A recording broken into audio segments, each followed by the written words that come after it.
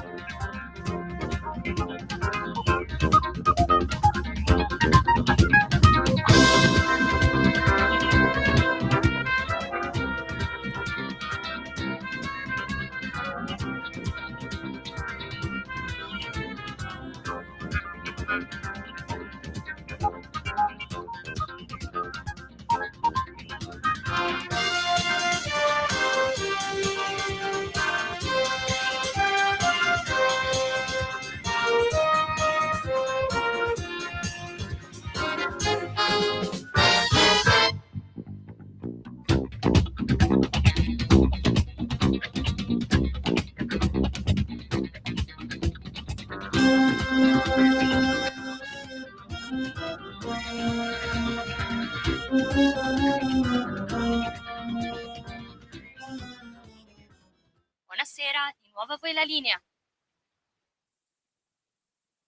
Gentili amici, Okay. ma che stai dicendo?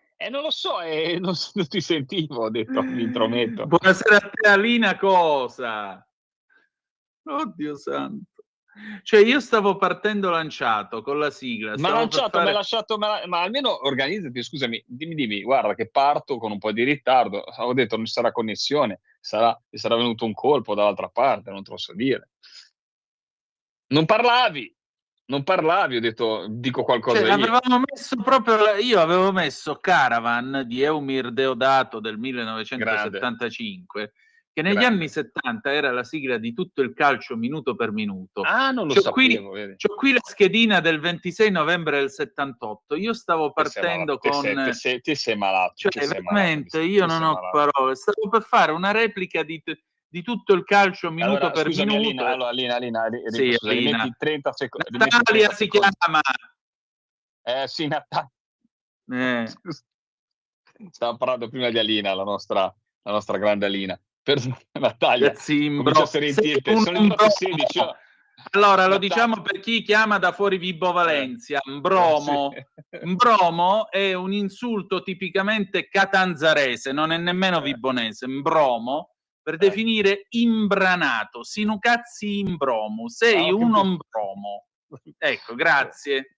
Prego. Se sentire, Natalia, per favore, per cortesia, dato che poi vi ricontinuerà a massacrare tutto il tempo, perché voi radioascoltatori ve lo beccate nelle ore serali. Poi Antonino, naturalmente, poi mi smessaggia tutta la settimana e mi dirà, è di qua, e mi hai interrotto, mi hai bloccato.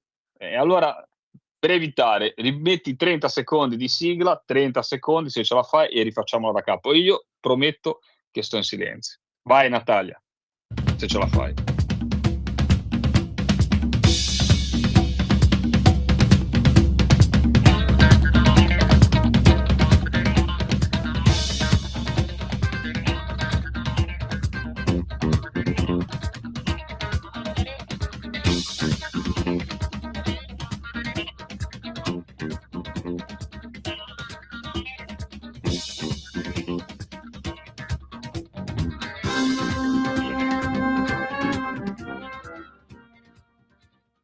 Buonasera, di nuovo a voi la linea. Gentili amici radioascoltatori, Roberto Bortoluzzi dallo studio centrale vi augura un felice ascolto in questa 14ª giornata del campionato 1978-79. La schedina di oggi: Avellino-Fiorentina, Bologna-Catanzaro, Inter-Atalanta, Juventus-Ascoli, Lanerossi-Vicenza-Roma, Lazio-Verona, Napoli-Milan, Perugia-Torino, Sampdoria-Palermo, abbiamo poi San Benedettese-Foggia, Taranto-Bari, Leonzio, Lecce-Triestina, Siena, Irmengarda, non si capisce, Imperia. Dai campi principali Enrico Ameri per Napoli-Milan, Sandro Ciotti per Juventus-Ascoli, e nella Serie B poi abbiamo no Riccardo Cucchi, come si chiama? Ferretti per Lecco Triestina. Ma manco li avessi vissuti, te eri un pensiero nel 79-78, non eri neanche in gestazione, quindi di cosa stiamo parlando? Non ero stato neanche messo in cantiere, no? Non eri neanche messo in bravo, non eri neanche progettato. Però detto questo, ritorniamo un attimo seri, perché c'è una persona in linea, c'è una chiamata e c'è una persona che di solito la so lunga, quindi buonasera Lina, buonasera. È proprio un bromo. Lisetta, scusi. Lisetta, me lo scusi tanto, prego, si accomodi. Buonasera e ben trovato. Come l'ho detto. Allora, loro signori, stasera volevo parlare dei carrelli vuoti e locali pieni. Allora, io ho visto che la povertà si nota dal carrello della spesa, almeno dalla sottoscritta. Probabilmente è un segnale notare che alla cassa si rinuncia a qualche prodotto perché il totale è superiore a quanto si era prefissato di spendere. Almeno questo lo dico io. Però posso dire che sempre più persone tagliano i costi della spesa rinunciando a mangiare carne, frutta, verdura e pesce per avere più soldi disponibili da spendere per l'aperitivo o per fare la gita al mare. Allora, bar, pizzerie e ristoranti nel fine settimana sono strapieni e le colonne verso mare e monti sempre più lunghe. Le auto probabilmente, secondo me, vanno ad acqua e aria e pochi intendono risparmiare. Tutto qua. Io vi saluto e una buona serata a tutti e due. Buona serata Lisetta. Ma guarda, Lisetta comunque ci dà sempre, che sia giusto o sbagliata l'analisi, però ti dà sempre da riflettere. È meravigliosa questa signora. Da sempre, io l'ascolto sempre, da radioascoltatore. Non so se i radioascoltatori la pensano come me, perché io Lisetta sono abituato ad ascoltarla, diciamo, non in diretta come oggi, ma quando interviene. E lascia sempre una riflessione, lascia sempre qualcosa su cui ragionare. Su questo sono pienamente d'accordo. Ma sai, mi sembra una considerazione che ha fatto una volta una benzinaia. Mi ero fermato a fare benzina alla Vespa e io dissi: signora, come vanno i prezzi dei carburanti? Perché era il periodo che il barile aveva superato i 100 e passa dollari. Non è stato è stato qualche anno fa. Lei mi guardò e disse: ma com'è, come non è, gli italiani non rinunciano a prescindere ad andare in giro in macchina. Che cosa gli abbia fatto questa macchina non lo so, però poi si lamentano di non avere nemmeno una lira. Secondo me il punto è questo, è che l'italiano medio ancora ha quell'idea anni 60 dell'automobile come mezzo di libertà. E quindi privarsene significa in fondo essere menomati. È anche vero che in alcune parti d'Italia, se non hai l'automobile, ti puoi impiccare, perché non hai la possibilità di andare in giro, non hai la possibilità di fare nulla. Discorso diverso è dove i servizi pubblici e il trasporto pubblico funziona, allora lì la macchina, anzi, guai a utilizzarla perché è una perdita di tempo. Fai prima e sei molto più comodo ad andare in giro col treno, questo è poco ma sicuro. Nel nord Italia sicuramente, perché ti basta essere su una linea ferroviaria e vai ovunque, prendi l'alta velocità e così via.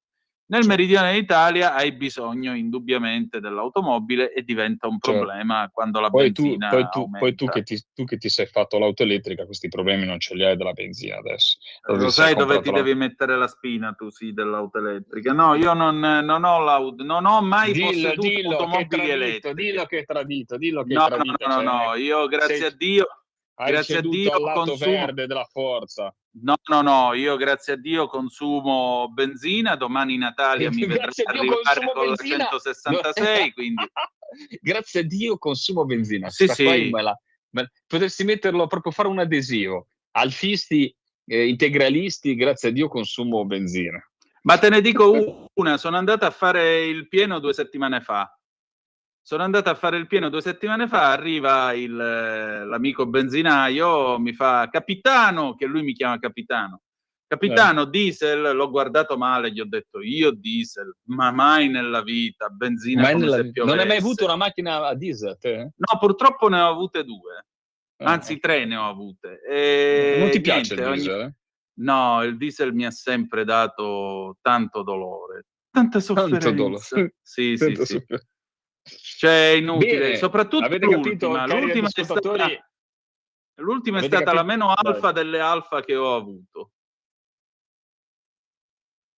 Avete capito, cari radioascoltatori, che non abbiamo nessun ospite, perché semmai non perderemo tempo in maniera così sconvolgente per arrivare alle 18:30, ma questo è il bello della diretta e quindi insomma continuiamo ancora per qualche minuto finché non arriviamo, perché fra poco, fra parentesi, ci sarà qui Parlamento alle 18:30 sì.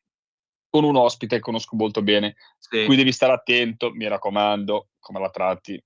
Ma lo sai che io sono così funky, ma la mia musica e i miei ospiti li tratto con i guanti. Bravo. Oddio, ma stasera cosa hai mangiato? Cosa hai fatto a pranzo, merenda? Scusami, ma sto citando il mio filosofo preferito e di riferimento dopo Renato Cartesio, cioè J-Ax. Questo era un adattamento, di Tranchi Funky. Ti piace, questo sono funky perché io la musica la tratto con i guanti. Non ti ricordi? Sì, non ero un grande partito, guarda. Io devo pensare che quando tu eri allora, abbiamo la stessa età, no? Poi veramente parliamo dell'ospite che avrai dopo. Sì. E, quando abbiamo fatto te andavi in discoteca, io ero tutto capelli lunghi, come c'ho adesso, naturalmente adesso sono raccolti e cerco di, anche se sono lunghissimi, però erano sciolti, quindi sembravo quelli svedesi, lo sai, sfigati metallari uguali, hanno tutto vestito di nero, andavo per i boschi e non socializzavamo con la gente che pensavamo che non capisse niente perché ascoltava musica come ascoltavi te, quindi io tutta quella parte lì l'ho un po' cancellata, cioè l'ascoltavi, la sentivi, però eri dalla parte giusta, quindi non ascoltavi quella roba lì e quindi tutta la parte commerciale. 30 anni dopo, no, se tu accendi la televisione e guardi un certo spot di una certa marca di rotoloni, quello che balla come me, balla un pezzo dei Metallica o balla un pezzo dei Bee Gees, giusto per sapere? Tu lo sai che ci sono orde di ultra quarantenni che quando guardano quello spot pensano a me? Pensano a te? Ebbene sì. Ebbene sì. Comunque, 18-25 minuti, tra poco ci sarà qui in Parlamento con la senatrice Stefania Pucciarelli. Trattala bene e abbi neanche un po' timore, perché la Puccia non la devi fare arrabbiare. Mi raccomando. Io ho sempre pensato, mi sono sempre chiesto se sia umana, reale o se sia un cyborg, perché ho visto non fermarsi mai, fargli fare sagre e poi andare a casa a lavorare, poi svegliarsi alle 5 del mattino. Secondo me, quando arriva a una sorta di caricatore tipo telefonino, si attacca alla corrente, si ricarica giusto una mezz'ora e poi è la sorella maggiore di Super Vicky, stai dicendo? Sì, è una sorta, no, più che altro Super Vicky è un po' troppo pacifica, la vedo una via di mezzo fra Robocop e Terminator più che altro. Bene, ricordami di non litigare mai con lei, che è la cosa più essenziale. Che io ancora il vizio di campare non me lo sono levato. Bene. Non abbiamo neanche la rassegna stampa questa settimana, quindi i nostri ascoltatori non li possiamo aggiornare sulle tematiche, però insomma naturalmente campeggia il tema del caro gasolio. Il caro gasolio, così andiamo un attimo di serietà prima di salutarci, sta veramente mettendo in crisi il settore agricolo, ma pensate al settore della pesca. Fortunatamente il governo, devo dire la verità, è intervenuto col credito d'imposta. Sapete cos'è il credito d'imposta? Vuol dire che te poi hai al 20%, quindi ti vai a recuperare dalla tassazione, quindi quanto devi versare lo Stato, però come dire, è in un secondo momento, come dire, ti evita di andare a versare quello che dovresti dare allo Stato e da lì recuperi il caro gasolio. Non è poco quello che si fa, però naturalmente uno fa i conti. Purtroppo ormai i settori come la pesca, ma anche come l'agricoltura, fanno i conti veramente alla giornata, quindi diventa veramente difficile andare avanti. Speriamo veramente che si sistemi la situazione, semmai il settore si blocca. Francamente sono settori che vivono già nel precario, nel fatto che non vedono un domani, quindi sarebbe veramente una mazzata da cui si potrebbe, alcuni non si potrebbero riprendere. Fra parentesi, non vi nascondo che siamo in piena contrazione del settore della pesca, perché abbiamo imminenti ormai le ultime graduatorie, sono uscite le graduatorie, quindi avremo centinaia di imbarcazioni che andranno in demolizione nel nostro paese, insomma. Tanto per tanti sorrisi, purtroppo il settore della pesca è sempre un settore che continua a piangere. Bene il Ministero che ha aperto su alcune tipologie di attività, aperto a sperimentazioni, quindi diciamo che se da alcune su alcune notizie diciamo il settore è in difficoltà, alcuni interventi settoriali danno, diciamo, anche, comunque fanno capire che c'è la volontà di agevolare il lavoro dei pescatori, e non è una cosa da poco, perché si è aperta la sperimentazione su alcuni tipi di tipologie di pesca, in ultimo in Regione Liguria quella della sciabica, che è un antico mestiere che una volta veniva effettuato dalle spiagge e che Regione Liguria prova a riportare in auge, e quindi prova a riportare tramite una sperimentazione anche questa con delle barche selezionate. Detto questo, sono 18:29, io ti lascio con il T1000. Com'è il T1000? Ti ricordi quello che era liquido che cadeva? C'era il T800 che era il Terminator 800, c'è il T1000, invece questo è il TP, il Terminator Pucciarelli. Quindi stai attento, mi raccomando, e non farmela arrabbiare la senatrice. Ma io non mi vi saluto permetto minimamente. mi raccomando, devi avere timore, abbi timore. Va bene, 18:29 minuti, ci risentiamo il prossimo venerdì, magari ci sentiamo anche domani in autodiretta, e naturalmente, com'è che dici te? The best is yet to come, il meglio deve ancora venire. Ciao a tutti!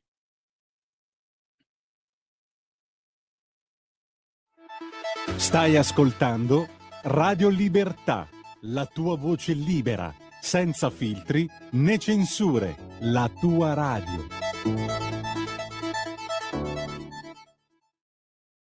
Lo amiamo perché ci offre sempre le cose più buone e naturali. Linea Alberto Acerbis! Problemi respiratori, tosse, raffreddore, tosse secca, tosse grassa.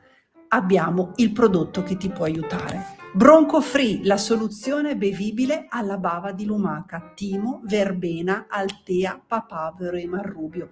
Un insieme di erbe e di prodotti che aiutano a sciogliere il catarro e a favorirne l'espettorazione in maniera naturale. La tosse è un meccanismo espulsivo naturale che il nostro organismo mette in atto quando all'interno delle nostre vie respiratorie entrano virus, entrano batteri, entrano sostanze che il nostro organismo ritiene dannose.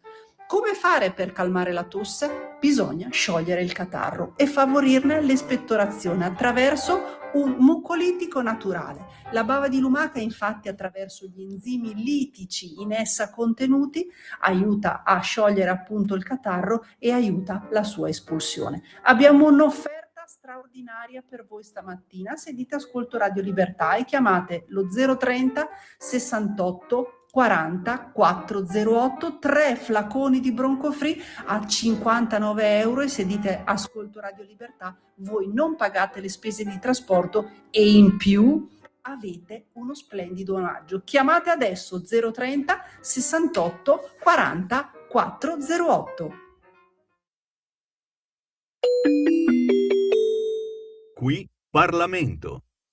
E con il dovuto rispetto, come richiesto da Lorenzo Viviani, io do il bentornata e la buona serata alla nostra senatrice Stefania Pucciarelli. Buonasera. Buonasera, un saluto a Lorenzo che mi ha appena scritto, quindi un saluto ad entrambi e un saluto anche alle persone che ci stanno ascoltando in questo momento. Sì, mi ha appena catechizzato. Senta, senatrice, allora, intanto bentornata. Prima di passare a parlare del tema di stasera, che è il DL sicurezza, domani quanta paura? Io direi zero paura. non abbiamo mai avuto paura noi della Lega, non ci hanno mai spaventato le minacce, abbiamo sempre organizzato le nostre manifestazioni. Noi abbiamo dalla nostra la forza che ci dà essere sicuri di essere dalla parte della ragione. Quindi il problema non siamo, tra l'altro noi non abbiamo mai avuto episodi di violenza da noi creati. E quindi a testa alta andremo domani a Milano, e tra l'altro il gruppo Spezzino è un bel gruppo numeroso e quindi sono molto contenta. Ecco, e questo mi fa molto piacere. Soprattutto, ecco, quali sono i temi più caldi di questo niente paura? Cosa non dobbiamo temere in particolare, secondo lei? Noi intanto non è che non dobbiamo temere, non dobbiamo farci spaventare, perché il fatto stesso che ci siano delle minacce di contromanifestazioni con dei toni abbastanza anche pesanti non ci devono intimorire, ma anzi ci devono far essere ancora più decisi nell'essere presenti in piazza, perché oggi coloro i quali accusano il decreto sicurezza che abbiamo approvato questa mattina in Senato di essere repressivo e liberticida proprio perché prevede alcune iniziative proprio nei confronti di quelli che sono i facinorosi, di coloro i quali vanno alle manifestazioni con il volto coperto, travisati, e quindi ecco, questi che sono quelli violenti, ecco, questi che vogliono dare lezioni a noi di democrazia sono i primi ad essere violenti, e sono coloro i quali hanno chiesto anche nel comune di Milano di poter vietare la nostra manifestazione. Noi non abbiamo mai vietato nulla agli altri, semplicemente quando c'è una manifestazione di qualcun altro che non ci interessa non andiamo, punto, e finisce lì. Mentre invece questi sono fastidiosi, vogliono spaventarci, ma ripeto, nessuno ci ha mai spaventato, figuriamoci se 4 o 5 scappati di casa, figli di papà, che ci possono nel modo più assoluto, ripeto, il problema di fondo è che raccolgono certe opposizioni la peggior gente che possiamo trovare in giro, e quindi danno loro voce, e poi ci meravigliamo del perché magari i ragazzi vengono deviati e hanno degli atteggiamenti strani e violenti. D'altra parte, se noi facciamo riferimento al fatto di avere una europarlamentare che doveva subire un processo per aggressioni a mezzo di martello, va da sé il fatto che è un messaggio che passa: tu puoi fare quello che vuoi nei confronti di chi non la pensa come te, e anziché subire un processo vieni premiata e vieni eletta all'Europarlamento. Ecco, questo è preoccupante, e oltretutto è preoccupante perché di fatto hanno molto spazio in quelle che sono le varie emittenti, nei vari giornali. Io sono preoccupata di questa china che sta prendendo un po' la sinistra oggi, perché oggi andiamo verso un'estrema sinistra, e quindi se non mettiamo argine a certi fenomeni rischiamo che poi diventa difficile poter garantire quella che è la sicurezza pubblica. Per domani noi, ripeto, siamo tranquilli, come sempre andremo e manifesteremo contro un'Europa che oggi più che mai vediamo tutti come è debole, perché anche sul tema ora di quello che sta avvenendo nello stretto di Hormuz non sta dando risposte immediate a quelle che sono crisi che in questo momento stanno attraversando le imprese, le nostre famiglie, sta avvenendo in Italia, ma sta avvenendo a livello europeo. E la risposta dell'Europa cosa è stata oggi? Spegnete il riscaldamento, uscite meno di casa con la macchina, lavorate da remoto, cioè non dà risposte, banalmente non dà risposte, e continua a non dare risposte. Quindi quello che ci più preoccupa è un'Europa tuttora debole in un mondo globale che sta letteralmente, direi, scoppiando, perché troppi scenari di guerra abbiamo attorno a noi, e mentre noi dovevamo avere una risposta immediata per aiutare le famiglie, si sta temporeggiando, non si riesce a capire il perché. Ecco, il fallimento europeo è proprio certificato. Sì, anche perché questa cosa di domeniche a piedi, state a casa, tutte 'ste robe qua, le abbiamo già viste nel 1973, non hanno funzionato. Quindi che senso ha Esatto. riproporle dopo 53 anni?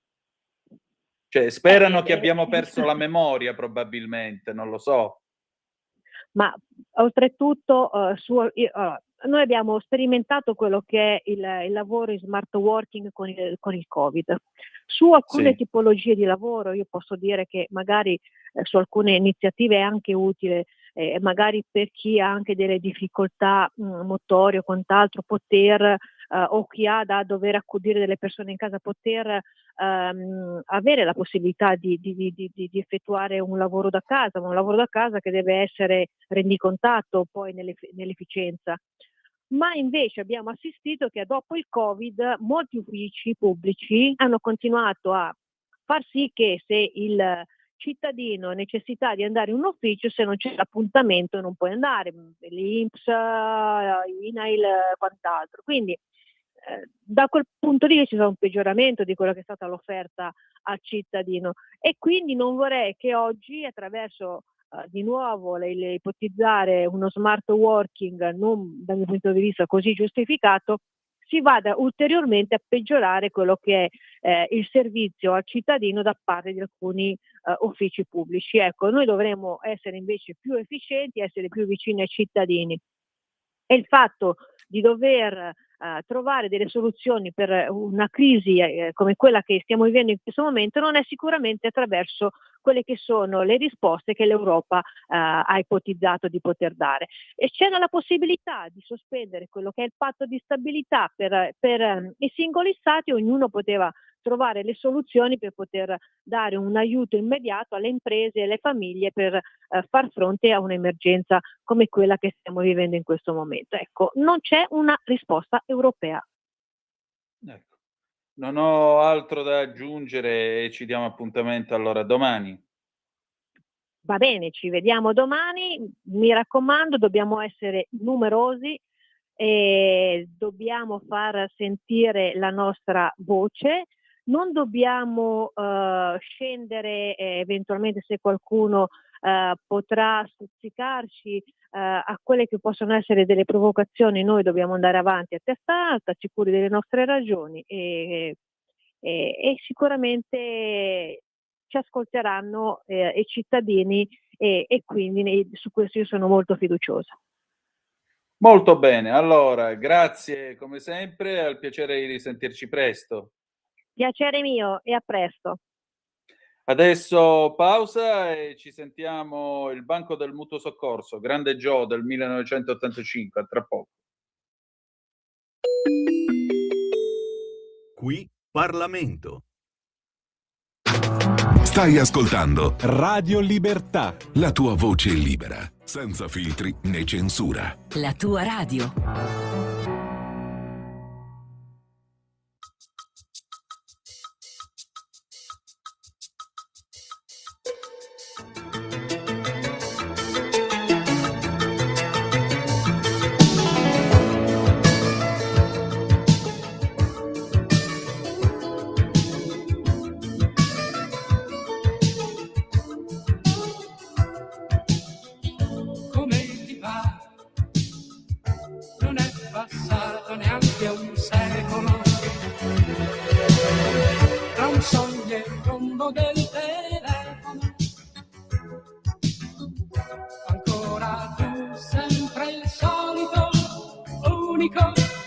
Come sempre tu, in un tango traffico, guarda caso tu.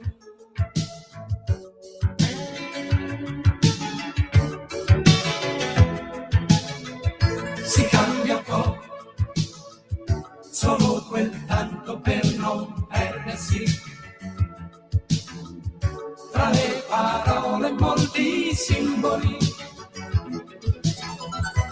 Viaggio fatto in Giamaica, photograph con l'effetto blu. Come vedi è un classico, lo sai bene tu.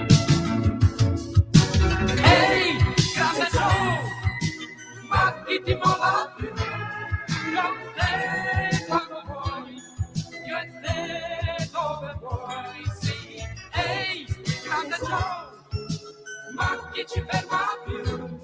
Dai, portami via, Joe, che domani chissà.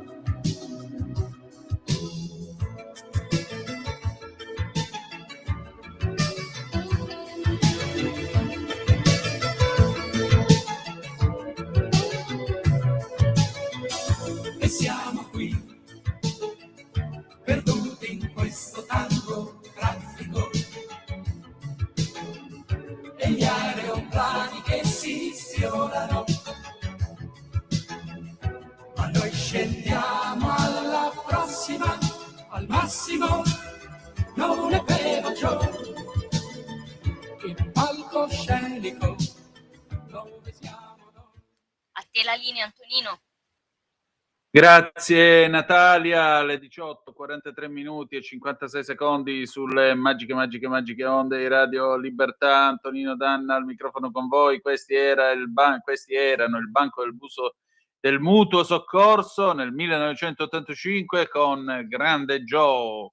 E noi partiamo per un viaggio tra la memoria e l'attualità. Lo facciamo con la nostra Anna Maria De Luca, lo sapete, lei è psicologa, esperta di questioni di scuola e anche pittrice, e torna con la sua rubrica dedicata ai libri, e stasera ne abbiamo ben 4 molto interessanti tra la storia e l'attualità. State a sentire che cosa ci siamo detti. Vai pure Natalia.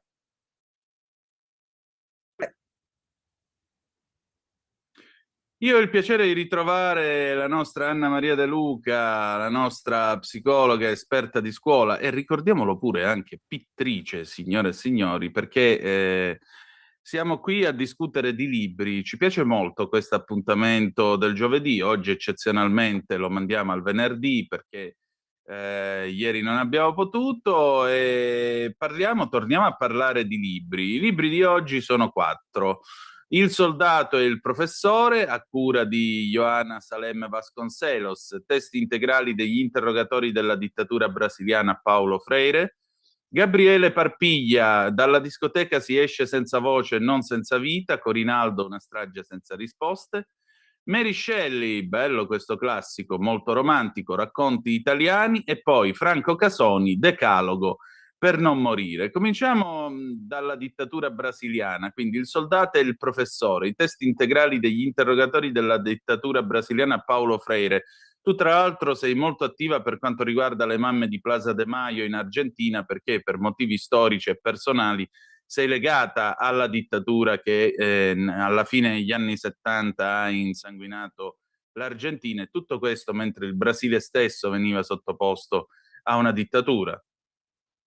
Buongiorno a tutti, buongiorno Antonino. Ben trovata. Grazie, contenta di essere qui. Sì, allora questo libro, Il soldato e il professore, pubblica per la prima volta in forma integrale, quindi accessibile finalmente a tutti e pieno di note storiche, la trascrizione dei 2 interrogatori a cui Paulo Freire fu sottoposto, come dicevi tu, dalla dittatura brasiliana nel 64 in estate, perché appunto ricordiamo che il 31 marzo del 64 un colpo di stato militare in Brasile rovesciò il presidente che era stato eletto democraticamente, e nel giro di pochi mesi furono arrestati centinaia di intellettuali, educatori, sindacalisti, e Paulo Freire era uno dei bersagli principali. In particolare il regime lo accusava di aver creato un modo per alfabetizzare le persone, che in realtà era uno strumento, dicevano loro, di politicizzazione marxista delle masse rurali che erano soprattutto nel nord-est, no?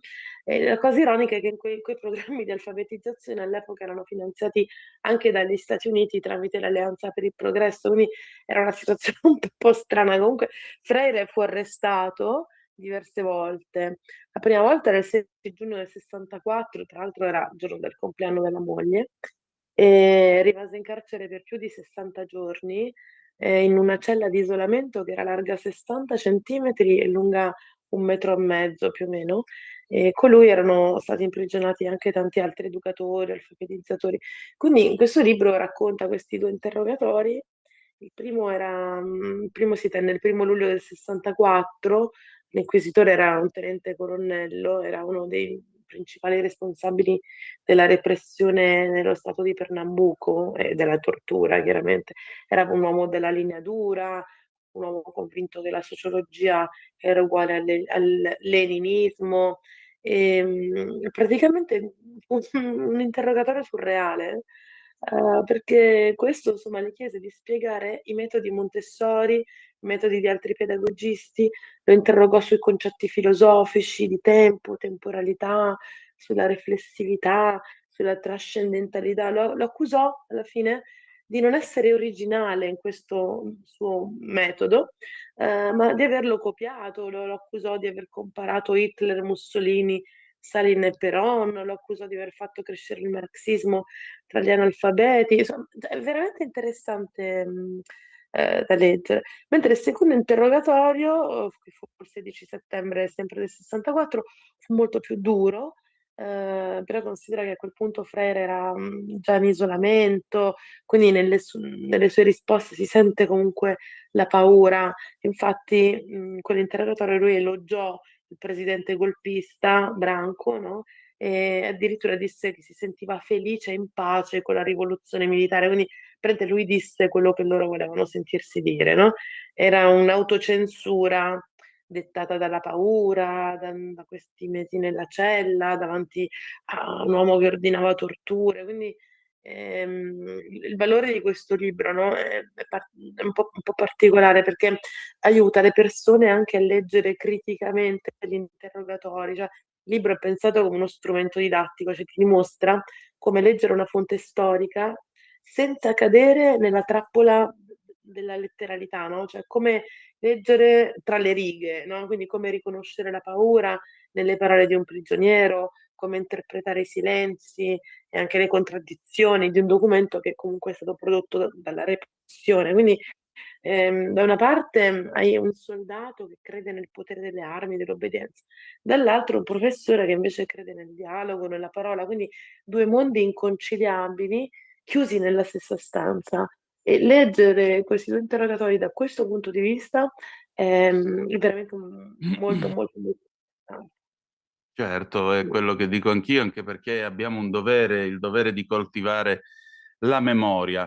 E la cosa però, diciamo, più importante, ecco, e questo è anche un dovere che dovremmo avere nelle scuole, perché si parla tanto di studiare il Novecento, ma queste dittature latinoamericane e sudamericane più in generale sono state in un certo senso dimenticate, messe da parte, e questo non è un modo per aiutare la forza della memoria, soprattutto non è un modo per coltivare la giusta memoria di quello che negli anni 70 ha riguardato il cono sud, la parte dell'America meridionale che oggi come oggi risente ancora in fondo di quelle dittature, o no?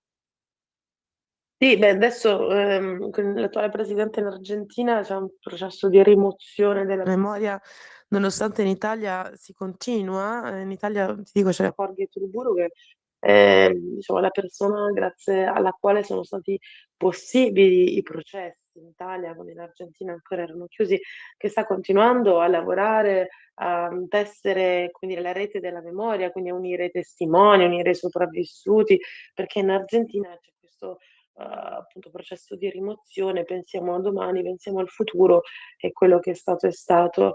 Sai, in Sud America c'è sempre come dire, un'altalena, no? Tra le dittature, la dittatura, la democrazia, però è un contesto talmente diverso, c'è anche difficile spiegare per esempio il peronismo agli italiani, perché è un concetto politico, è un grande contenitore dove dentro c'è un po' di tutto, no? Molto diverso dalle nostre categorie mentali della politica. Paulo Freire in Italia lo conoscono tutti perché è stato uno dei più grandi pedagogisti del Novecento. Comunque, insomma, in sintesi, lui era nato a Recife, no? Quindi nel nord-est del Brasile, era cresciuto in una classe media che però era diventata povera con la crisi del 29, e quindi lui che aveva vissuto sulla sua pelle la fame, no? Sia fisica che intellettuale, no? Capì che non saper leggere non era solo un problema tecnico, ma era tipo una catena, no? E quindi lui chiamò il sistema educativo dell'epoca educazione bancaria, cioè lui diceva l'insegnante è la banca, lo studente è il conto corrente, e il sapere viene depositato nel conto corrente, cioè lo studente non pensa, riceve, non crea, ma solo memorizza, cioè non trasforma il mondo, solo si adatta al mondo, no? E quindi lui contestava questo sistema, e lo sostituì praticamente con il suo metodo, no? Cioè, lui insegnava partendo dalla vita reale delle persone, quindi per esempio non insegnava l'alfabeto partendo dai sillabari astratti, ma proprio dalla vita reale delle persone, quindi lavorava con i contadini, con gli operai, li ascoltava, cercava di capire quali erano le parole del loro mondo, i loro problemi, le loro paure, e poi da quell'ascolto emergevano quelle che lui chiamava le parole generatrici, no? Cioè le parole che avevano senso per quelle persone, per quella comunità, perché se tu parli a un contadino di terra, lavoro, salario, fame, cioè, capiscono, no? Perché loro lo vivono continuamente. Quindi partendo dal concreto, no? Si andava verso la conscientizzazione, cioè che in portoghese adesso magari io pronuncio male, conscientizzação, penso che si dica, no? Cioè progressivo. Conscientizzazione. Bravo, lo dici meglio di me. È progressivo prendere coscienza della propria realtà, quindi delle cause storiche, sociali e politiche, e anche della propria capacità di trasformarla. E quindi per lui l'educazione era appunto la possibilità di trasformare la realtà, era un atto etico e politico. E per questo lui diventò uno dei principali nemici della dittatura, no? E appunto questi due interrogatori sono molto, molto, molto interessanti perché mai sono stati pubblicati in italiano.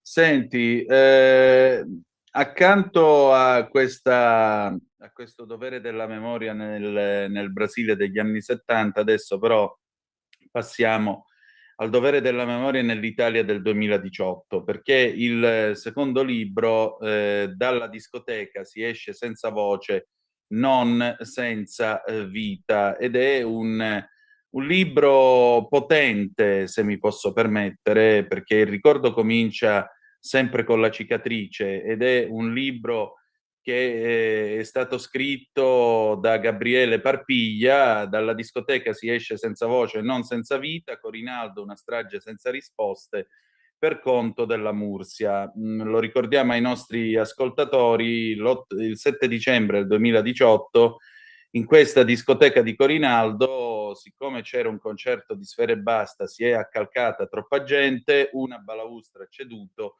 sono morte 6 persone. Tra cui anche una madre di 4 figli che aveva accompagnato la figlia a seguire questo concerto. E questo concerto inevitabilmente rimanda a un'altra strage di giovani, quella che è successa a Capodanno a Crans-Montana. Ecco, che cosa resta di questa vicenda? Sì, guarda, resta l'angoscia per chi ha figli sicuramente, no? Di immaginare che c'è anche la possibilità che uno vada a ballare in un posto, che sia Capodanno o no, e che non torni a casa perché magari qualche idiota decide di spruzzare uno spray al peperoncino, o perché qualcun altro non fa i controlli di sicurezza che sarebbero stati necessari. Che poi, tra l'altro, per la storia della Svizzera, cioè, voglio dire, alla fine è emerso che i nostri locali sono molto più sicuri, nel senso che con tutti i problemi che possiamo avere in Italia, no? Cioè, generalmente abbiamo un livello di sicurezza migliore di quello che si è rivelato essere in un paese che magari visto da sud sembra il paradiso, no? Quando uno pensa alla Svizzera, pensa a un posto dove tutto funziona, in realtà no, non è assolutamente così. Questo libro, come dici tu, è un libro molto molto importante. In quel caso la tragedia fu scatenata dalla banda dello Spray, che usavano questa tecnica per rubare collane d'oro, nel panico generale, però quella sera ci fu veramente la tempesta perfetta, cioè la discoteca era sovraffollata, il triplo delle persone consentite, appunto come spesso succede, e la balaustra che dicevi tu, appunto, esterna era marcia e quindi ha ceduto sotto il peso della folla, l'uscita di sicurezza inadeguata. Pensa che all'inizio cioè, fu progettata originariamente per far passare gli animali, come poteva essere utile per le persone, no? Infatti il locale sulla carta catastale era ancora classificato come magazzino agricolo. Ecco. E quindi il libro racconta tutto il percorso giudiziario, ci sono 3 filoni. Il primo riguarda la banda dello Spray, quindi questi 8 giovani che vengono condannati in via definitiva, pene insomma tra i 10 e i 12 anni, omicidio preterintenzionale, però se ricordi uno di questi evase clamorosamente a luglio dell'anno scorso, perché prese un permesso per andare a discutere la tesi di laurea e non tornò più. E poi fu arrestato 14 giorni dopo in Spagna. Quindi anche l'irresponsabilità che continua, no? Sì. Poi invece il secondo processo riguardò i proprietari del locale. Furono confermate le condanne in appello a luglio scorso, ma 5 anni per 5 anni, cioè, quindi niente praticamente. E poi il terzo processo, che è invece ancora in corso, riguarda i colletti bianchi, cioè i membri della commissione comunale che avevano rilasciato i permessi al locale e loro invece sono stati assolti in primo grado dai reati più gravi, con diciamo pene simboliche solo per il falso. Quindi la procura ha fatto appello, le famiglie temono la prescrizione, quindi cioè, insomma, dal punto di vista giuridico è veramente una brutta storia. Comunque il cuore emotivo del libro è la testimonianza diretta del fratello di Benedetta, un ragazzo che si chiama Francesco Vitali e che ha perso anche la madre nel giro di 1 anno e mezzo, quindi pensa sorella e madre, no? E lui gira le scuole italiane per raccontare cosa è successo quella notte. Infatti lui dice sempre mia sorella ha rimesso la vita solo per una parola, cioè per la superficialità. Quindi il suo non è un messaggio di rabbia, ma di consapevolezza, no? E dice chi ha la fortuna di vivere è bene che viva ed è bene che ci pensi, no? A quanto la superficialità possa creare tragedie. Quindi cioè, sicuramente nessuno voleva la morte dei ragazzi, però è successo per superficialità ed è una bella riflessione su quanto, sui danni che la superficialità può creare a tutti i livelli nelle nostre vite e a come sia importante insegnare ai ragazzi a non essere superficiali. Il titolo del libro nasce da uno striscione che fu esposto fuori dalle scuole di Senigallia, che appunto diceva da un concerto si torna senza voce ma non senza vita ed è diventata il simbolo di questa battaglia che sta continuando. Comunque guarda, ci sono queste 6 persone che mi fa piacere nominare se abbiamo un po' di tempo. Allora, certo. una era Asia Nasoni.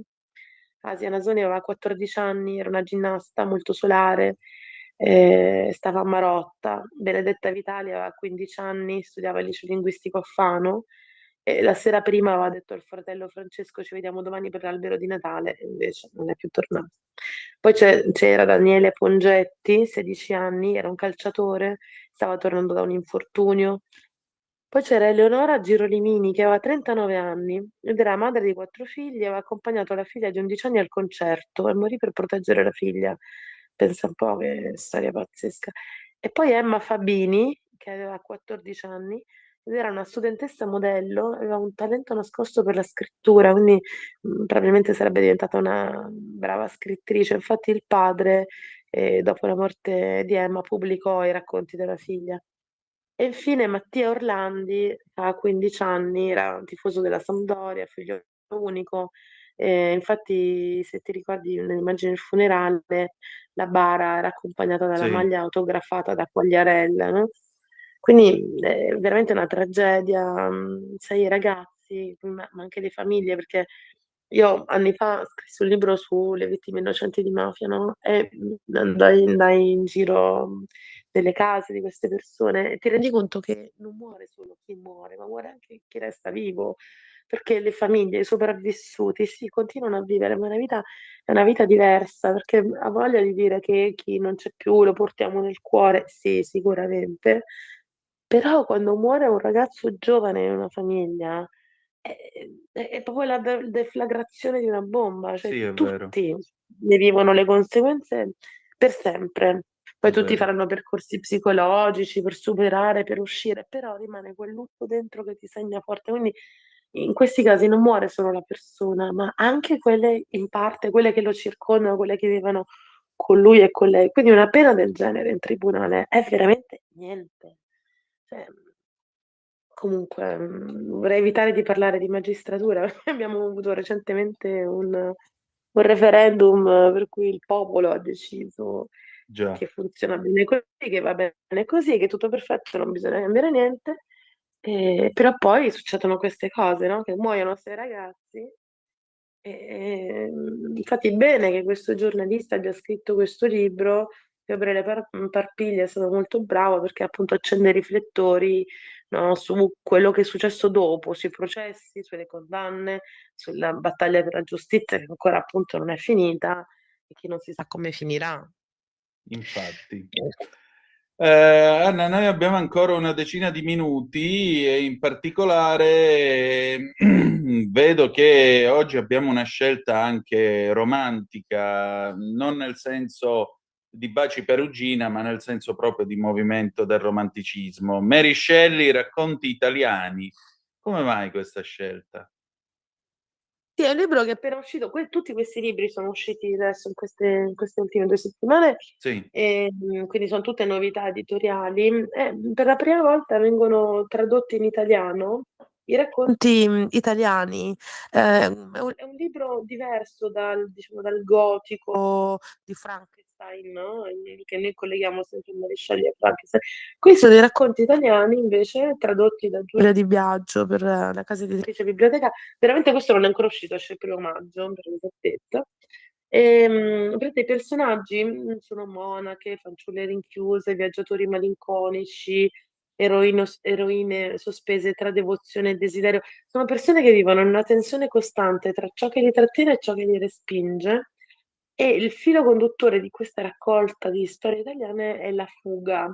Quindi è molto, insomma, un libro molto interessante per chi vuole scoprire Mary Shelley, una Mary Shelley inedita, che ambienta questi racconti a Roma, a Napoli, a Gaeta, a Paestum, a Sorrento, al Passo di San Gottardo. Cioè, la sua Italia, l'Italia raccontata a Shelley non è solo uno scenario romantico, ma è veramente un laboratorio di sentimenti e di contrasti morali, quindi lei proietta dentro le tensioni della sua epoca, la fragilità delle donne in quel tipo di società, che poi è molto, guarda, è un aspetto molto interessante di Mary Shelley che non so se tutti quelli che hanno letto Frankenstein sanno, quindi mi fa piacere raccontarlo, no? Che in pratica lei era figlia di 2 persone molto importanti nel pensiero, perché il padre era un filosofo anarchico, mentre la sì. madre è stata una delle femministe che hanno fondato il femminismo.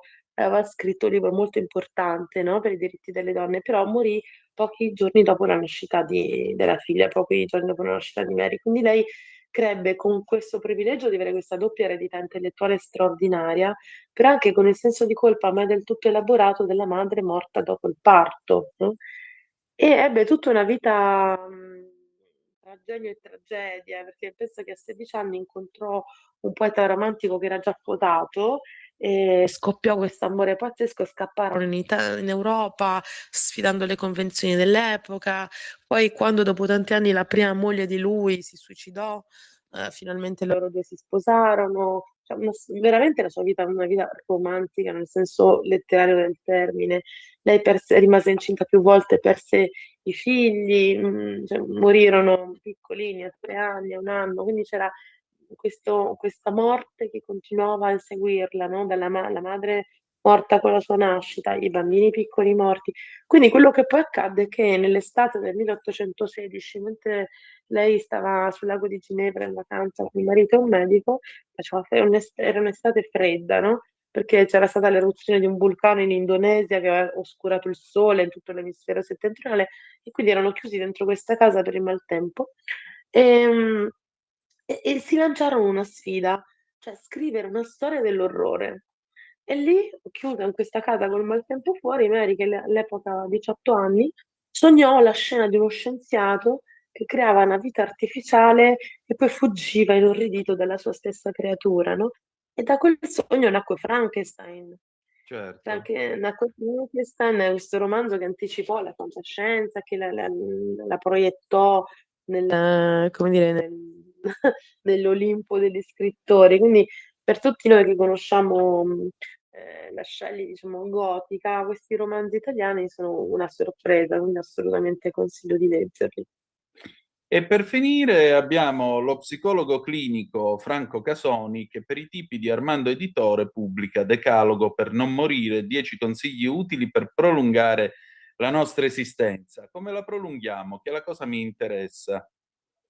Allora, guarda, lui parte da un'idea semplice ma molto importante, cioè prendersi cura di sé non significa solo curare il corpo quando si ammala, ma significa ascoltarlo prima, capirlo, rispettarlo prima che si ammali e poi andare oltre, cioè occuparsi anche della mente, delle emozioni e della dimensione profonda che noi portiamo dentro di noi. Quindi in sostanza lui dice vivere a lungo non basta, bisogna vivere bene e vi spiego come. E mette in piedi una sorta di decalogo, quindi sono appunto 10 indicazioni.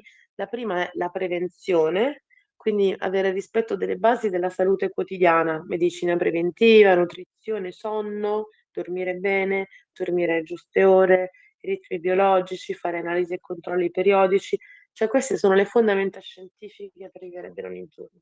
Il secondo punto del decalogo è le voci del corpo, cioè il corpo ci invia continuamente dei segnali preziosi e quindi noi dobbiamo imparare a interpretarli, cioè dai sintomi visivi a quelli emotivi. Un primo passo verso la prevenzione è ascoltare i messaggi del nostro corpo.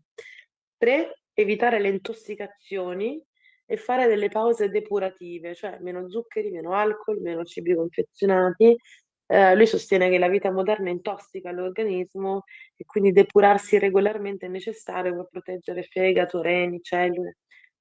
Quarto, conoscere le malattie genetiche e prevenirle, cioè andare a cercare le radici familiari, le predisposizioni ereditarie, cioè se uno ha un padre, una madre, un nonno con colesterolo, diabete, tumori, Alzheimer, agire prima, cioè conoscere le malattie di chi ci ha preceduto significa orientarci a fare prevenzione in quella direzione. Questa è una cosa che non fa mai nessuno, cioè, è una paura che abbiamo tutti, ma poi rimaniamo là, no? Sì, abbiamo paura che magari, per esempio, mia madre soffre di maculopatia, per dire, no? E io dico, ma speriamo che non venga anche a me, però in realtà cosa faccio per evitarlo? Niente. E invece lui giustamente dice, dobbiamo guardare le malattie dei nostri genitori, dei nostri nonni e studiare come prevenirle.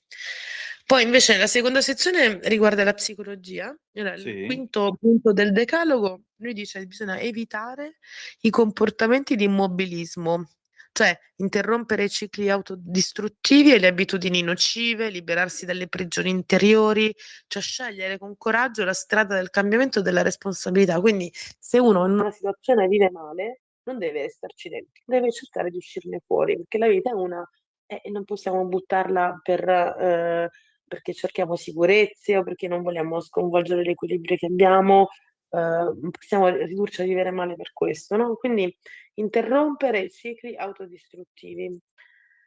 Poi il sesto punto è la forza interiore, quindi accettazione, adattamento e resilienza.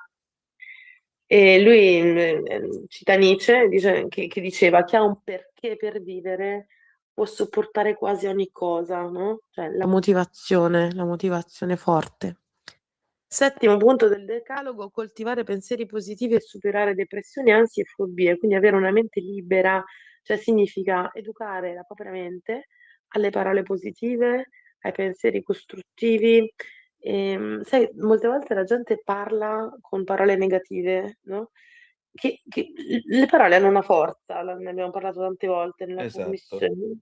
hanno la forza di cambiare la realtà. Quindi se invece di usare parole positive uno usa parole negative, in un certo senso si costruisce da solo una realtà negativa. Invece è importantissimo coltivare pensieri positivi e usare parole positive, ristrutturare le credenze irrazionali che ci tengono prigionieri, cioè affrontare le proprie paure, non rimanerne vittime, ma esporsi. Poi ci sono 1000 percorsi, 1000 scuole psicologiche che si possono fare, 1000 orientamenti, ma anche da soli, leggendo, con percorsi di autoaiuto. L'importante è lavorare per liberare la propria mente. Poi l'ottavo punto, lui dice tessere socialmente, cioè lavorare, amare e vivere il bambino interiore, la gioia di vivere, cioè costruire relazioni, lavorare con senso, cioè lavorare con amore, no? Lavorare non solo perché devi arrivare allo stipendio a fine mese, ma perché tu stai passando ore della tua giornata lavorando e quindi lì comunque devi trovare una soddisfazione, devi farlo in modo tale da poterne godere, no? Far vivere il bambino curioso e gioioso che è dentro di noi, cioè quella parte che sa ancora meravigliarsi, quindi non dire ok, sono adulto, quindi mi è precluso il gioco, mi è preclusa la gioia, mi è precluso il divertimento, queste sono cose per i ragazzini, per gli adolescenti. No, cioè in ogni fase della nostra vita, se tu pensi, no, la maggior parte della tristezza delle persone deriva proprio dal fatto che hanno escluso dalla loro vita il divertimento. Cioè non fanno niente di divertente, fanno solo le cose che devono fare. Però escludere dalla propria vita la gioia, proprio il giocare, quello che si fa da bambini, è brutto, cioè ti rattrista, perché noi abbiamo bisogno comunque anche di divertirsi. Poi l'ultima sezione, gli ultimi 2 punti, che è la sezione filosofico-spirituale, quindi il nono punto del decalogo è l'armonia degli opposti, quindi yin e yang, quindi unire invece di separare, corpo e spirito, azione e quiete, logica e intuizione, quindi avere un equilibrio interiore riconciliando le polarità, cioè tutti noi abbiamo delle polarità dentro. Trovare l'equilibrio tra queste polarità, tra il bianco e il nero, è una delle chiavi per vivere bene. 10º, ultimo punto, fede, speranza e carità, cioè andare oltre il presente, quindi le 3 forze, dice l'autore, che rendono la vita più grande della morte.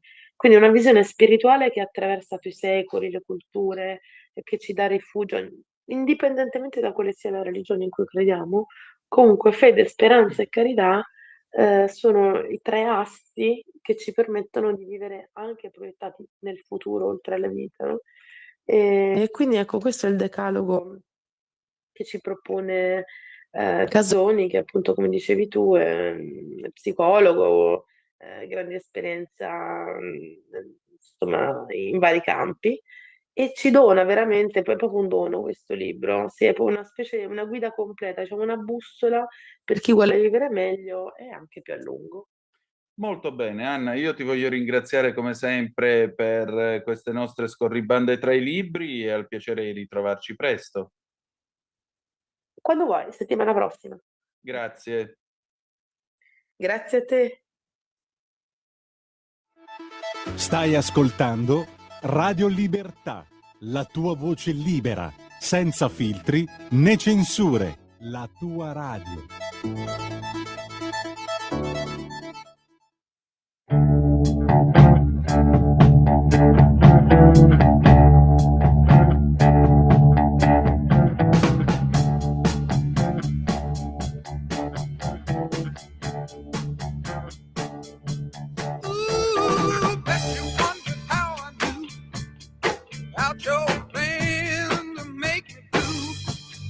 Some other guy that you knew before.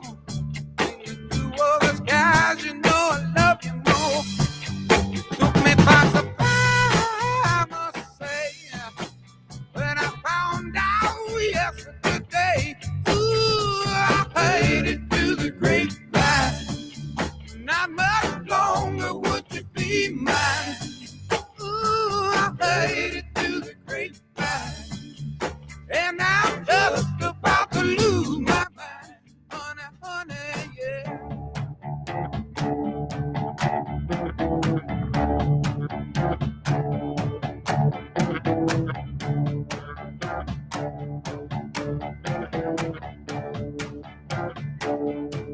You know that a man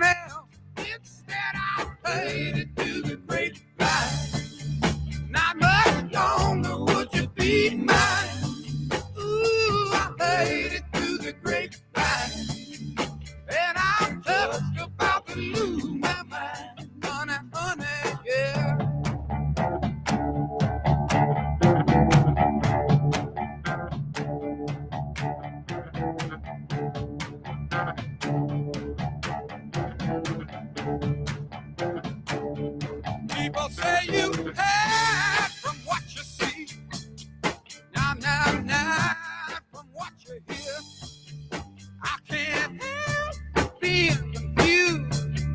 If it's true, won't you tell me here? Do you let me go? All the guy that you do before.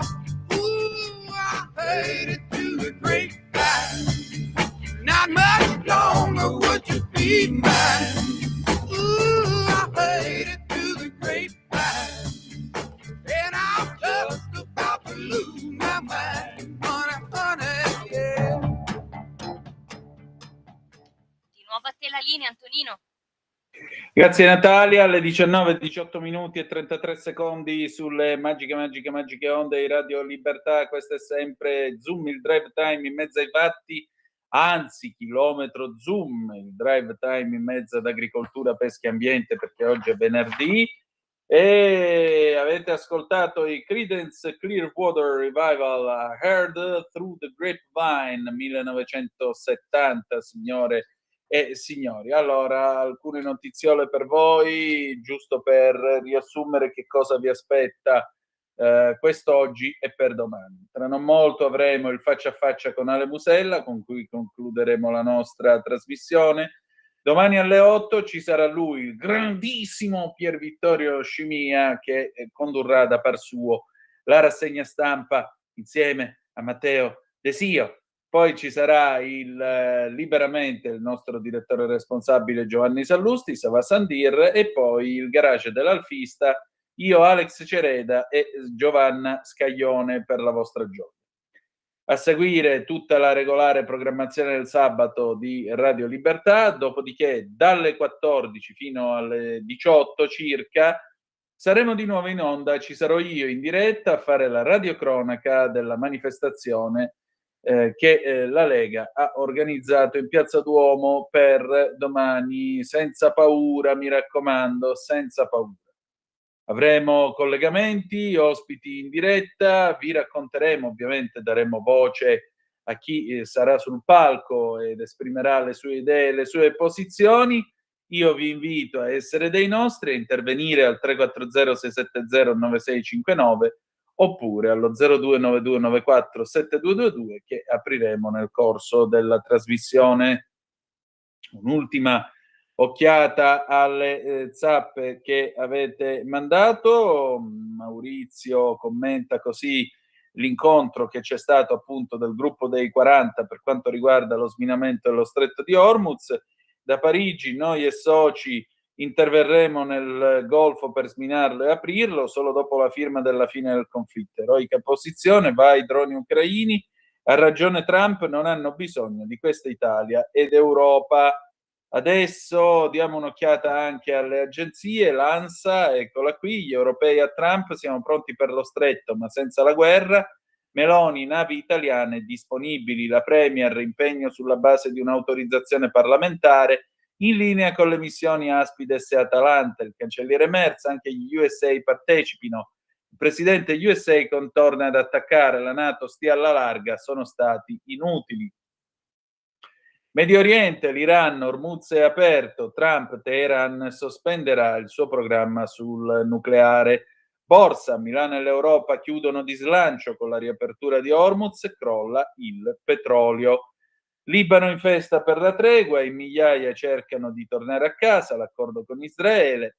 E poi diamo un'occhiatina anche alla BBC in diretta, l'Iran dice che lo stretto di Hormuz è aperto, mentre Trump dichiara che il blocco americano continuerà fino a quando non sarà raggiunto l'accordo con Teheran. Vi ricordo che il blocco riguarda solo le navi in partenza o in arrivo verso porti e costa iraniane.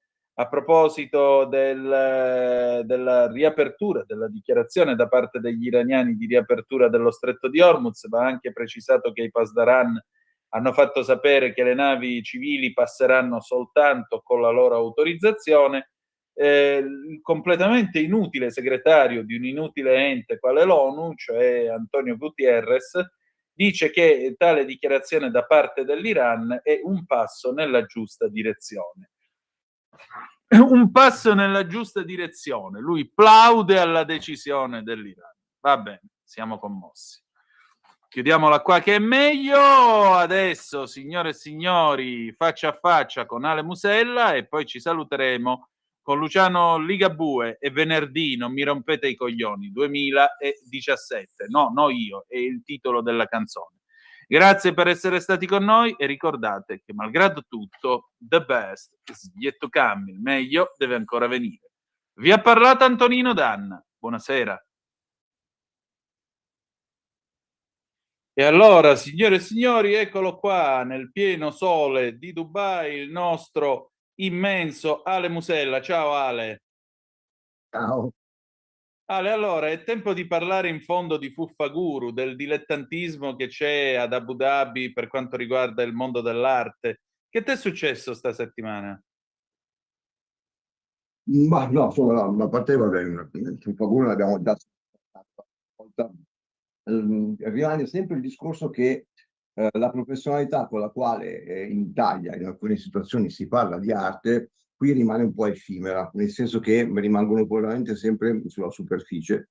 Questo è il motivo per il quale qui a Dubai abbia ancora meno, perché si sta sviluppando adesso ed è una parte che secondo me sarà molto più stimolante, perché stanno prendendo di un certo tipo e per cui si farà più cultura. Intanto è vero che stanno già ricercando alcune opere importanti, perché il museo comunque lo fanno le opere, no? Per cui stanno acquistando e mi hanno chiesto anche una pseudo consulenza, infatti dovrei andare la prossima settimana da loro, proprio il museo del Louvre, perché hanno bisogno di qualcuno che parli e che dialoghi in una certa maniera. Poi magari non se ne fa niente, però sono contento che siano arrivati a me.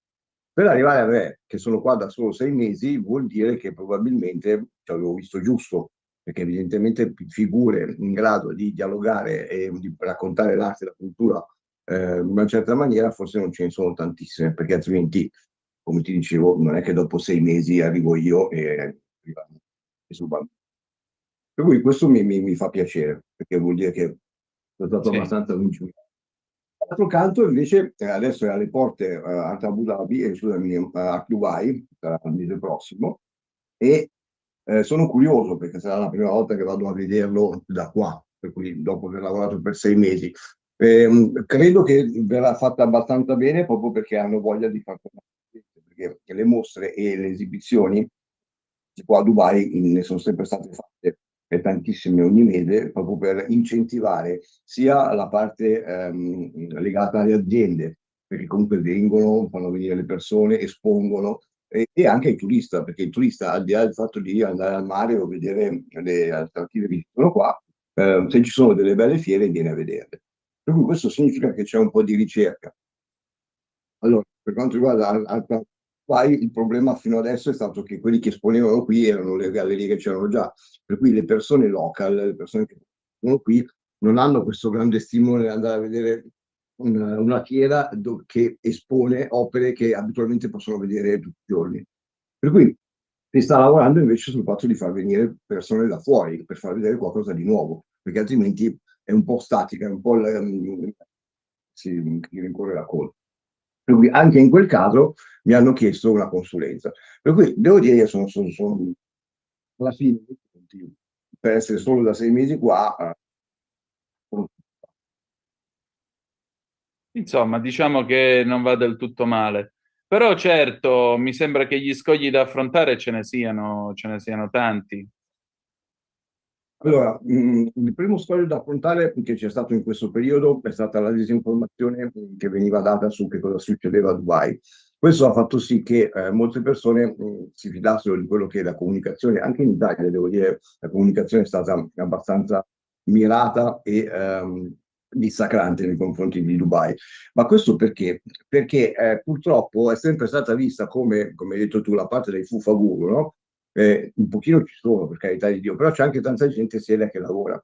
Per cui, per colpire i pochi che si sono sempre fatti belli facendo le foto dal Burj Khalifa al ristorante o nelle varie discoteche, alla fine si è colpito invece una popolazione che lavora e che vive abitualmente al di là dell'aspetto turistico.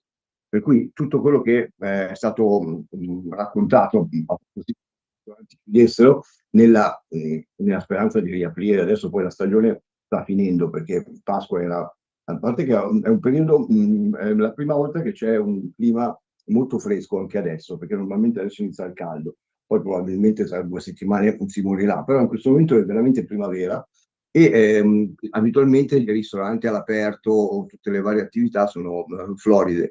Qui invece c'è un po' di tristezza, sta rientrando qualche turista, e ti basti pensare che dalla scorsa settimana sono più i voli in entrata che in uscita, per cui questo è già un significato abbastanza importante per quanto riguarda il turismo. Per quanto riguarda però il traffico, se tu guardi, adesso vediamo se riesco a farvelo vedere, Sì, è un traffico venerdì. ce n'è. Ce n'è, però è molto, cioè, normalmente venerdì c'è un bel po' più di casino, però rispetto a quello che ti avevo fatto vedere 2 settimane fa, dove proprio veramente non c'era niente, la città sta riprendendo a viaggiare.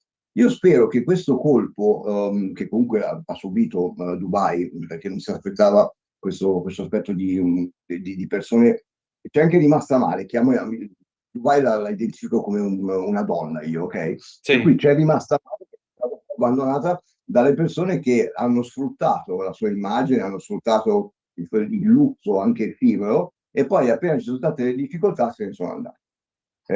Parlo anche di persone che magari vivono tra i locali, appunto, comunque hanno sempre i discorsi legati appunto al turismo di lusso. Il vero turismo, cioè il vero lusso qua è vivere in questa città, rispettarla, capirne la cultura e non fermarsi soltanto alle apparenze, perché anche questo è stato sempre comunicato in maniera sbagliata. Lo show off, per cui vivere Dubai sempre come qualcosa che deve apparire ma non esiste. E invece c'è anche tanta sostanza. Certo, se tu arrivi, stai solo 10 giorni, vuoi fare il turista, magari non ti interessa neanche la sostanza, ma qui ci sono i deserti. Insomma, Dubai è un po' come lo stereotipo che si dice su Milano, che se cadi per terra non ti rialza nessuno. Allora, devo dire, se cadi per terra non ti rialza nessuno, però in questo periodo qui, forse l'avevo anche già accennato, si è creata invece una comunità di persone, quelle che sono rimaste. Per esempio anche stasera avrò una cena, perché io ho deciso di farla ogni settimana una cena, che poi si trasforma anche in una festa, per carità di Dio. Certo. Le persone hanno imparato a dialogare, a vedersi, a volersi vedere al di fuori dai luoghi comuni, okay? Dei luoghi comuni sia per quanto riguarda il luogo comune sia per quanto riguarda il luogo proprio in senso lato. Per cui il piacere di invitare, di selezionare e di aspettare il giorno per venire per incontrarsi, questo devo dire che ha portato Dubai ad essere molto più umana. Questo ce lo porteremo avanti, perché essere qua anche in un momento è stato di difficoltà ancora adesso, ma sta crescendo piano piano, giorno per giorno, ha fatto sì che le persone vere hanno avuto la possibilità di trovarsi e di creare dei legami che magari qua prima erano un pochino più distanti o più difficili da avere. Per cui devo dire grazie. Io in questi 2 mesi qua a Dubai ho riscoperto, ho incontrato persone valide che ho il piacere di vedere ogni settimana e anche con le quali iniziare a dialogare a livello professionale. E stasera chi hai come ospiti, se non siamo indiscreti? Tanto ho una pop party, una cantante pop iraniana che vive adesso aspetta che ti dico come si chiama, così magari lo vanno a vedere. E l'ho incontrata ieri perché dovremmo fare una cosa insieme, perché dipinge anche, e per cui è simpaticissima, si chiama, aspetta perché c'è sempre... Se andate a vedere, il suo profilo è 25 Band Music, 25 con i numeri, ok? E è stata squisita, che mi è piaciuta molto, verrà qua, perché probabilmente canterà, perché ecco qui un'altra cosa, siccome al di là della musica, c'è un folto gruppo di persone che lavorano e vivono di musica, che adesso sono un po' ferme perché i ristoranti non hanno, o sono chiusi o comunque non hanno tempo di avere l'intrattenimento. Per cui quando li inviti, per loro è un piacere, per cui non chiedono soldi, ma è un piacere potersi esibire. Per cui la casa si trasforma anche in un teatro, perché comunque le persone hanno piacere di far vedere cosa sono capaci di fare senza l'aspetto pecuniario, proprio il piacere, quando tu ami di fare qualcosa, lo vuoi fare davanti a qualcuno, no? E allora a me fa piacere anche dare questa possibilità qua, per cui adesso piano piano iniziano ad arrivare proprio anche cantanti, performer, dicendo posso cantare, posso, e noi siamo tutti contenti perché comunque si parla di arte, ma la musica è arte, per cui ben vengano tutte queste alternative. E ti ripeto, questo modo di fare squadra, perché le stesse persone che magari avevi modo di incontrare 6 mesi fa e magari ti passavano inosservate, adesso invece si è andato un po' più in profondità e per cui tutto quello effimero che veniva costruito e viene sempre raccontato intorno a Dubai si è andato a disgregare, si è andato a dissolvere come la nebbia e abbiamo iniziato a dialogare su qualcosa di più concreto. Vediamo un attimo se la band è questa qua che ti sto condividendo adesso, 25 Band, eccoli qui, sono loro? Sì, sì. Infatti vedi, 1,5 milioni di follower hanno dovuto rimandare dei mettiamo un bel segui. Lei dovrebbe chiamarsi, aspetta un attimo, Sanaz Ghavami? No? Sì. Sì? Dovrebbe essere, sì. Poi guarda che bella che è. Sì. Molto eleganti, devo dire. Ma loro sono esuli o rientrano in Iran?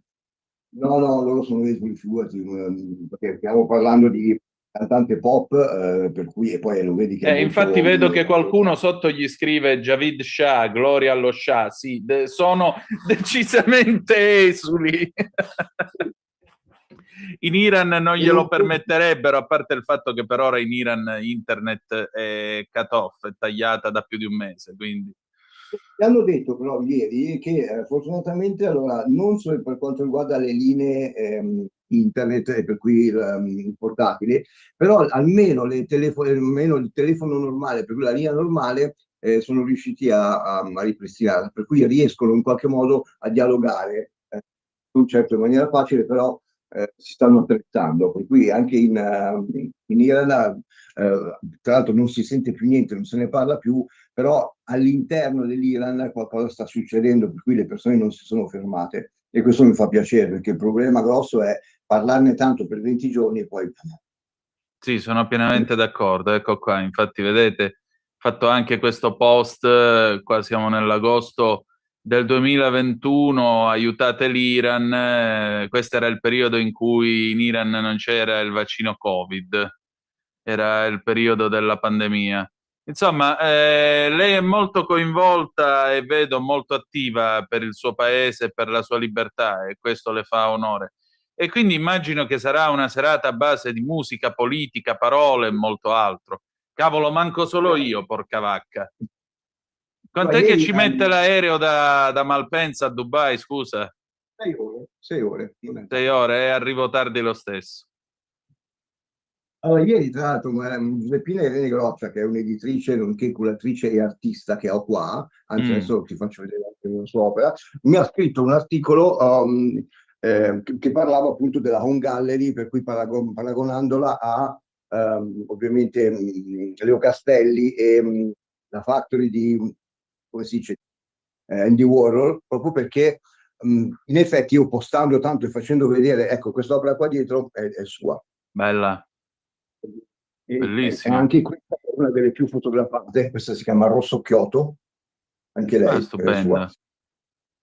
Sono molto contenti anche gli artisti italiani perché vedono che, ok, al di là dell'aspetto vendita, che nessuno ha la bacchetta magica e poi non è così semplice, ma la prima fase di entrata in un paese nuovo è la divulgazione, per cui la riconoscibilità del soggetto, la riconoscibilità delle opere d'arte. Per cui, benché ci sia Dubai Hills, che ti ho detto l'ho aperta, per cui sta andando bene, ma ovviamente è un'altra zona e poi è molto di passaggio, qui invece la gente si sofferma e mi chiede, tra l'altro ci sono state anche delle vendite, per cui, non so, cioè, vedi questa qua, per esempio, Roberta Volpe, ed è qui di Dubai, ha deciso di farsi seguire da me, è un'artista italiana, anche perché qua l'aspetto curatoriale non esiste. Il curatore qua, che al di là di mettere sulla mostra, non c'è quello che ti fa crescere, quello che ti dà i consigli, è fine a se stesso, capito? Per cui invece la professionalità che si porta cercando di far crescere un artista è propriamente italiana e anche di questo me ne stanno riconoscendo e sono molto soddisfatto. Posso dire una cosa? L'idea di riunire degli artisti in una casa con tanti quadri, discutere, cantare, eccetera, eccetera, in fondo mancano solo dei comici capaci di improvvisare, ma è un'idea che esisteva già nell'85, e quelli della notte di Arbore. Cioè tu fai qualcosa di arboriano, mi piace molto questa cosa, e lo dico non per offesa, ma anzi perché io trovo Renzo Arbore una delle persone più intelligenti che ci siano in giro.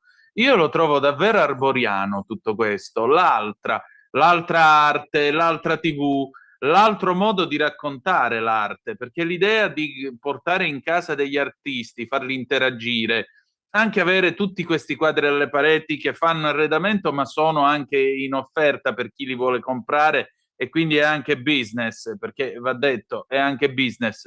Tutto questo è una cosa molto all'Arbore, e questo è Don Vito Corleone. Esatto, lui era fatto un Lillo Dell'Utri, che è un artista che lavora qua da 35 anni, un ritrattista. Questa qua invece vede questo la Marilyn di Alex Bendy, per cui The Materials. Poi abbiamo Lorenzo Malfatti, Roberta Malfatti e lui, Roberta Volpe, la nostra Mariella Rinaldi, abbiamo ancora Malfatti, qui abbiamo la Shutri Javeri che appunto arriva dall'India, qui, che poi questa qua invece è la Carolina Curti che arriva dall'Argentina, poi appunto abbiamo Giglo che arriva dall'Italia, la Polonia arriva Carolina Sova, qui abbiamo Stefano Chiassai che arriva sempre da Milano. Bellissimo. Tra l'altro, poi hai il tuo cane preferito, ovviamente. Ecco, il cagnotto, eccolo lì. Poi abbiamo la Margot, insomma, un po' di ovviamente Lorenzo Marini. Abbiamo poi loro due, maschio e femmina, del progetto Stolen, che è questo progetto per cui mi hanno chiesto di fare il curatore, un progetto internazionale che avrà un riscontro già dal prossimo mese molto importante. Nasce, Stolen vuol dire rubare, no? Rubato. Sì.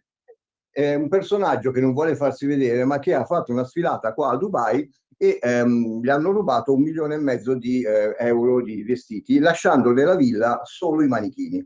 Allora, da lì, per cui ci siamo seduti a tavolino e quant'altro, per cui Stolen lavorerà sul discorso di ti è rimasta solo l'anima, perché ti hanno svestito delle tue certezze, un po' come la maieutica socratica. Questi sono testi che ho scritto già io per lui, per cui si è trovato bene e per cui iniziamo a lavorare sui manichini, per cui verranno vendute le fotografie stampate e ritoccate, quelle saranno le uniche opere che si potranno acquistare, per cui ne facciamo al massimo 7, perché sai che nella fine art comunque devi avere un certo tipo di numero, se no poi vai a riprodurre troppo, e invece i manichini di volta in volta saranno i protagonisti delle varie mostre, e uno di questi verrà poi dipinto, o meglio dipinto, verranno si interfacceranno con altri artisti, per cui alcuni verranno coperti o dipinti con opere di altri artisti internazionali. Una fra tutte, l'ho scelta tanto per cambiare, è la mia Mariella Rinaldi, perché comunque ha fatto delle opere dedicate a Dubai, è stata scelta una di quelle, per cui insomma ci sarà da divertirsi. E io ce li ho qui, e per esempio stasera ognuno dovrà farsi una foto con Stolen, per cui Posso offrire una chiave di lettura che magari qualche artista può sviluppare? Perché vista la posizione, mi ricordano come sono messi i bronzi di Riace al Museo a Reggio Calabria. Questi sono i bronzi di Dubai. Se tu a lui metti in mano una lancia e gli fai la barba e i capelli ricci, a lei metti un chitone greco, il chitone era la veste femminile che si usava nell'antica Grecia, chitone di tulle bianco bordato magari di giallo, e la voglia di fare i bronzi di Dubai. Tanto allora sicuramente questo lo prendo anche come, perché comunque devono vivere, capito? Esatto. Allora, essendosi sfogati della loro certezza, ognuno giustamente può vederci. Io ci vedo questo. Ma infatti, lo vedi, io adesso mi vedo alle spalle, in effetti sì, hanno proprio questa, perché poi sono praticamente quasi un ponderazio. Sai che comunque la ponderazio è quella posizione che viene utilizzata, che è stata sempre utilizzata per riprodurre al meglio le opere d'arte e il corpo umano, perché in quella posizione riesci poi a definire tutta la muscolatura. Facciamo un po' di cultura anche su questa roba qua, che a me diverte. Cioè, secondo me può avere ampiamente senso questa cosa, perché ecco qua, questa per esempio è una foto dei bronzi di Riace. Ora io ti faccio vedere come sono sistemati al museo a Reggio Calabria, dove li ho visti peraltro, e sono stupendi. In fondo anch'essi sono un poco stolen perché sono stati presi da una nave affondata più di 2500 anni fa. Poi c'è chi dice che in realtà i bronzi siano stati 3 e che uno mancherebbe all'appello. Ora qua non entriamo troppo nel discorso, però mi sembra che la posa ci assomigli. Guarda, ecco qua, ti faccio vedere i bronzi come sono messi al museo a Reggio Calabria, li faccio vedere anche ai nostri ascoltatori. Li vedete che la posizione è anch'essa una posizione, se volete, un po' meditabonda, e uno evidentemente aveva in mano come si dice, aveva in mano una lancia, vista la posizione. Potrebbe avere il suo senso. I bronzi di Dubai, ci sta davvero. Senti, prossima settimana che si fa? Allora, intanto, vabbè, questo qua è uno dei miei preferiti, si chiama The Dreamer, te lo ricordi? Sì. Questo è di Valente Canconi, fatta in ceramica, lui lavora la ceramica e il bronzo. C'è qualcosa di futurista in quell'immagine. Sì, in quell'immagine perché sembra quasi un alieno, ok? Sì. Però è un volto di donna, per cui è scavato, se lo vedi così, vedi? È quasi un naso, è quasi modiglianesco, se vogliamo. Sì, per è cui, vero. Ed è uno di quelli che piace di più, devo dire che anche perché poi è posizionato sul suo cuscino, e per cui... Allora, la prossima settimana già iniziamo a lavorare per Art Dubai, per cui adesso inizia la mia fase curatoriale per realizzare delle mostre qui, per cui delle esposizioni, e poi ti ho detto devo andare ad Abu Dhabi, lunedì devo andare in Oman perché devo uscire per poi rientrare per rinnovare il visto, per cui un po' di foto da Oman che ti assicuro è un bellissimo posto, ed è a poche, per cui anche questo, vedi, la gente arriva a Dubai e non capisce che c'è un mondo, ci sono 7 emirati, uno più bello dell'altro, anche se tutti quanti si concentrano solo su uno. Per cui quando venite qui, certo, se avete soltanto 7 giorni della prima volta, giocate come se foste a Las Vegas. Però se volete tornare, non fate le stesse cose, qua potete tornare una volta all'anno e trovare qualcosa di nuovo da fare, proprio perché è una bellissima regione del mondo. Non fermatevi all'effimero del lusso, perché poi tra l'altro è un effimero, perché vi assicuro che non è che siano tutti quanti benestanti o meno, è una città che vive, per cui ci sono persone che hanno una buona disponibilità economica, ma ci sono persone che lavorano in maniera tranquilla, per cui smettetela di essere arcigni e incazzati, quando forse fate bene a farlo nei confronti dei fuffaguru che magari vi fanno vedere delle cose che loro stessi poi non vivono neanche, per cui si danno un'apparenza, tanto è vero che sono i primi che sono scappati, perché nel momento in cui devi andare a pagare un ristorante o non c'è più ristorante e non puoi più fare il figo, non hai più niente da raccontare, mentre invece in quel momento probabilmente avrebbero dovuto iniziare a raccontare la vera cultura di Dubai. Invece, siccome non la conoscono, tutti via. Indubbiamente, pienamente d'accordo con te. Senti, allora, io ti voglio ringraziare, Ale, come sempre, al piacere di ritrovarci tra una settimana. Assolutamente sì, ti chiudo con questo quadro che è il Burj Khalifa, che adoro, della Mariella Rinaldi. Vai. Che meraviglia, veramente stupendo, veramente stupendo. Non possiamo descriverlo per radio, ma chi ci sta seguendo sul canale video ci vede. Grazie.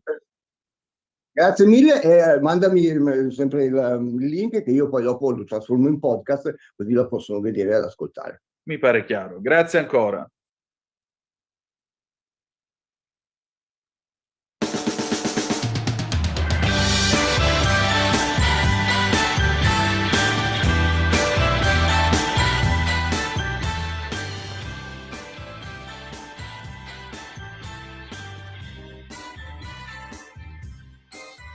Questa sera vado fuori, sento